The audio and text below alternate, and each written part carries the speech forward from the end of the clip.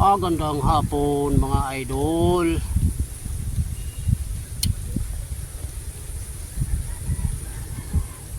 Sa bandang Luzon ngayon, di ko alam kung bumabaha pa, pero dinala lahat sa Luzon yung tubig, yung ulan. Baha doon, palay baha, landslide. Pero dito sa Leyte, isang buwan ng El Nino, kawawa yung mga palay mga idol, kawawa. Ayan o, bitak. Mula nung itinanim hindi pa nagkatubig. Mahirapan sa tubig ngayon dito. Meron namang irrigation pero agawan, mahirap sumingit mga idol, mahirap sumingit kumuha ng tubig mga idol. No? Dry na dry,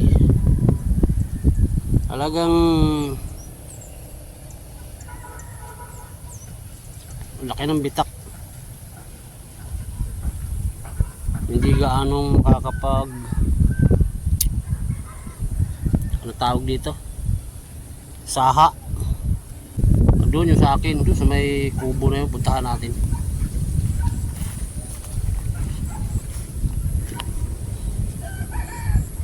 Yun, yung nilinis kong kubo, pinagkabalahan ko yan. Isang linggo kong pinutulan ng puno. Puntahan natin doon.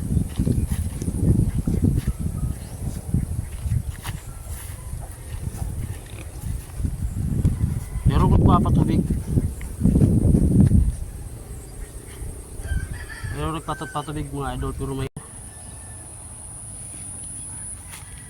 laki ng crack, tuyong tuyo mga idol. Grabe.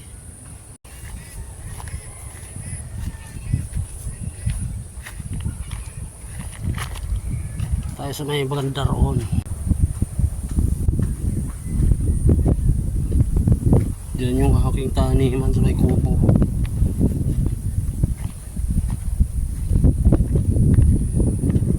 Bitak na eh.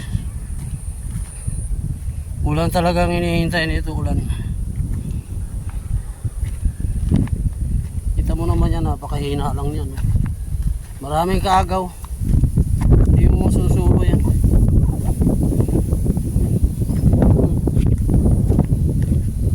El Nino eh, napunta lahat sa Luzon yung tubig eh.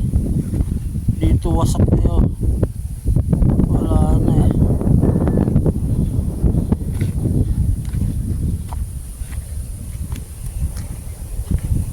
Mga idol, isang ko yung pilapil kanina. Ito yung akin oh. Tinanim ng 28 nung June. Ngayon ay August na, isang buwan na may gito. Walang tubig.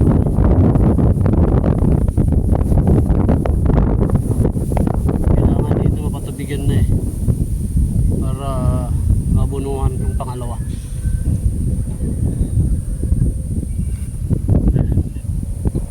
Apat na ano lang yan idol, apat na kahon lang yun sa akin dito. Pangkonsumo mga idol, pangkonsumo hanggang doon sa kubo na yun, hanggang dito. Kasi yung panglima, nilagyan ng kubo. Maraming itik dati dyan sa biyanang ko. Wala na yung biyanang ko. Mahirap na mag-itik dyan, naglagay ko ng itik.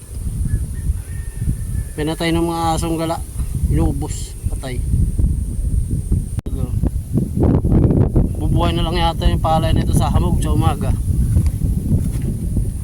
Hamog at hangin. Isang buwan mga idol, mula nung itinanim ito nung 28 ng June hanggang ngayon, August, di pa umuulan. Nila bitak na rin no? Bitak na, nakakapagpatubig pa yan. Yung sa akin ang kawawa, hindi natubigan. Ito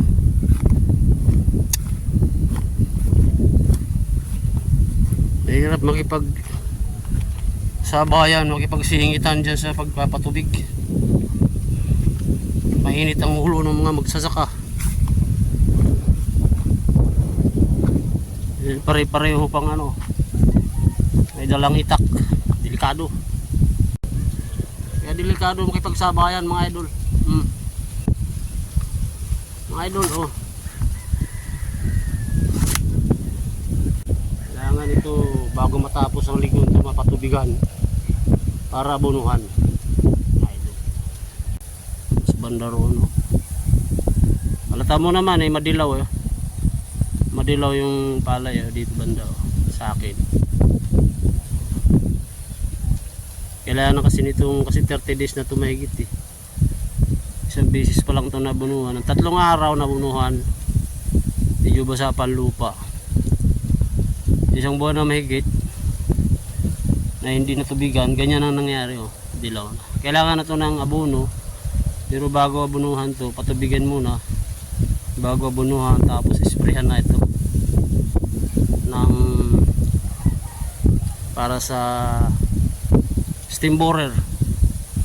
Sabay na rin yung para sa mga tayangaw.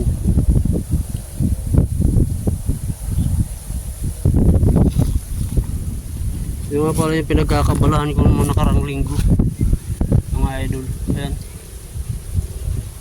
napakaraming puno sa gilid ng tagpilapil na ito. Hanggang doon sa may kabilang dulo ng niyog. Niyog ito eh. Doon sa dulo, kanto-kanto may niyog yan. Tinaniman ko rin ng mga ibang niyog. Mga bonsai. Yan. Kaya lang mga 40 anyos na ganyan dahil puno. Ininis ko yan mga idol. Yan, napakarami niyang kahoy na tinanggal ko yun.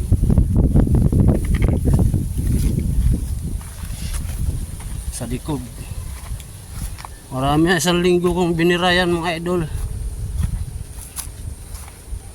kasi tirahan ng daga to pati kubra. Daming panggatong. Itong isang puno na ito binalatan ko na lang saka yung isa. Pero itong bandaroon na mahogani yun, hindi ko na tinanggal. Binalatan ko na lang yung puno kasi inabot, nagtanim na sila dito, kabila, saka doon. Mababagsakan niya pag pinutol ko yung puno.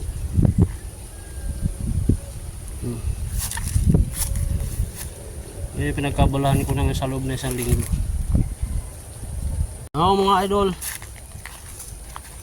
kawawang palayan dito sa Leyte ngayon. May bandang Samar dito sa basta Western Samar, South tsaka Southwestern Samar, ganyan. Wala rin ulan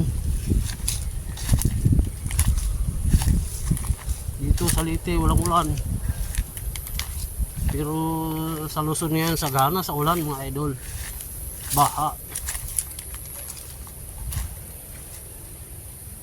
Oh, gibang-giba na eh, tagusan na yan, durog na yung bahay eh. Bahay kasi dati kasi kamalig lang to eh. Matapos ang Yolanda, ginawang bahay. Pinatirahan ni Mrs. dun sa, naawa naman siya dun sa magkapatid na may mga saltik naman. Ayun ko, parang sumpong-sumpong ba, may mga sumpong sa utak. Gala lang ng gala, ngayon nawawala na naman. Isang linggong nawala, bumalik, nawala, isang buwan na mahigit. Anak ng titi niya, nagiba, nilagyan ko na nga ng yero eh. Nawala nga yun ng matagal mga idol, yung alaga ni Mrs. na may saltik. Tapos naipost sa Facebook, nandun na sa biliran. Nakuha ng mga hingisda. Yung pala dito sa may bandang Karigarabe, mahilig maligo yun eh. Inaano yata ng sulog papunta doon sa biliran, kinuha nila doon. Sumpong-sumpong ang mga saltik mga idol.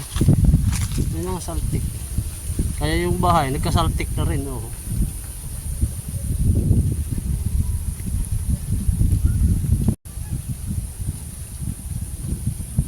Noon mga idol, kahirapan sa tubig ngayon dito. Hindi natin alam kung anong resulta nitong ating pagkonsumo na palay. Kasi nung nakarang anihan, wala ring kwenta. Nasobra naman yun sa ulan. Mula nung itananim hanggang sa pag-ani ulan. Apa, yung 2 sako papagiling mo, 30 kilos lang. Naapa tuloy. Maganda ang palay, lalaki, tubo, taba. Pero ang bunga, apa, mga idol, yung nakarang anihan, napakalaking lugi. Tapos ito naman ngayon, wala namang nagbabalita na El Nino pala rito sa Leyte. Nagtiting. So, ganyan talaga ang buhay magsasaka mga idol, magsasaka.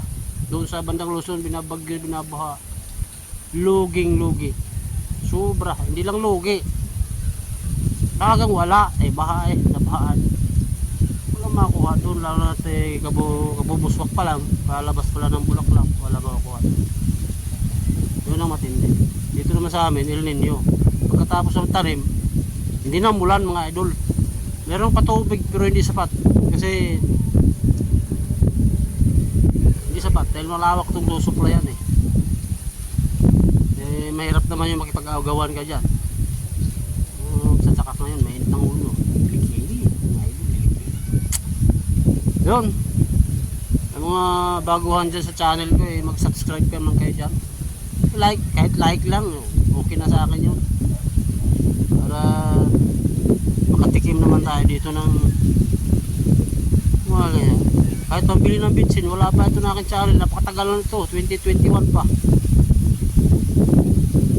5 years na mga idol, 5 years na. Walang nangyayari dito. Naman samba ako dito.